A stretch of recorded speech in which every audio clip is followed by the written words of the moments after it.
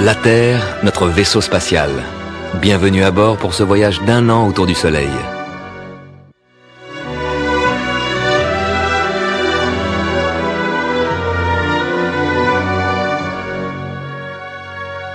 C'est vrai, on tourne autour du Soleil, mais pas sur un cercle, sur une ellipse. Et c'est maintenant, dans les premiers jours de janvier, que nous passons au plus près du Soleil. Mais alors pourquoi fait-il si froid ? En fait, la différence entre près du Soleil et loin du Soleil est négligeable. Il y a une raison bien plus importante. La Terre tourne de travers, légèrement en biais. Son axe n'est pas vertical, il est incliné sur son orbite. Donc, lorsque l'hémisphère nord est basculé dans l'ombre, les jours se raccourcissent. Mais surtout, comme la Terre est inclinée, les rayons du Soleil arrivent à des angles différents.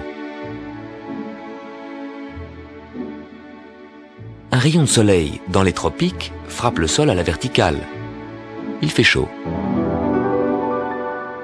Ce même rayon de soleil dans l'hémisphère nord arrive en biais. Son énergie est étalée sur une surface 3 fois plus grande, ça chauffe 3 fois moins. Il fait froid. Au nord, c'est l'hiver, dans l'hémisphère sud, c'est l'été. L'axe incliné de la Terre nous donne les saisons. En ce moment même, pendant que vous regardez la télévision, nous fonçons à travers l'espace à plus de 107 000 km/h, 30 km toutes les secondes. La Terre va mettre 1 an pour faire le tour du Soleil. Et avec la Terre, 8 autres planètes qui tournent autour du Soleil, chacune sur son orbite. Notre voisine, sur l'orbite juste à côté de la nôtre, c'est Vénus. Elle va plus vite que nous. Elle nous dépasse. C'est la planète la plus brillante, celle qu'on voit le mieux. Parfois le soir, parfois le matin.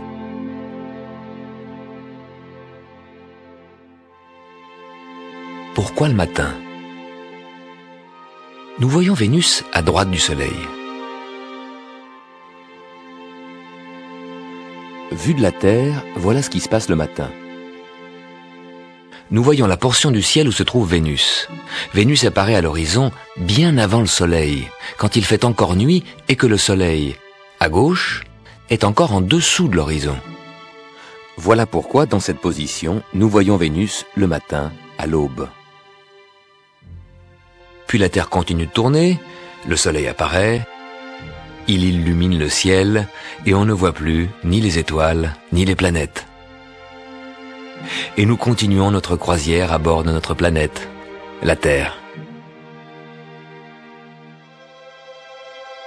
Sur l'orbite prochaine, à gauche, la Terre a une voisine qui va plus vite, qui fait du 125 000 km/h, qui nous double. C'est Vénus. On l'appelle l'étoile du berger, mais ce n'est pas une étoile, c'est une planète. Quelle est la différence entre les planètes et les étoiles ?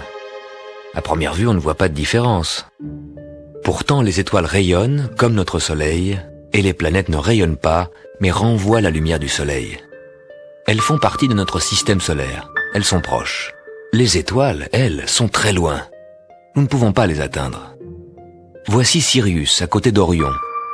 Une des étoiles les plus proches. Même cette étoile, si proche, est trop loin pour nous. Si notre vaisseau spatial Terre quittait son orbite pour sortir du système solaire et se diriger vers Sirius, toujours à notre vitesse de croisière, il nous faudrait 80 000 années pour l'atteindre. Alors que pour Vénus, à la même vitesse, il suffirait de 16 jours. 80 000 années pour Sirius, 16 jours pour Vénus. C'est la différence entre l'univers lointain des étoiles et notre système solaire avec ses planètes, toutes proches.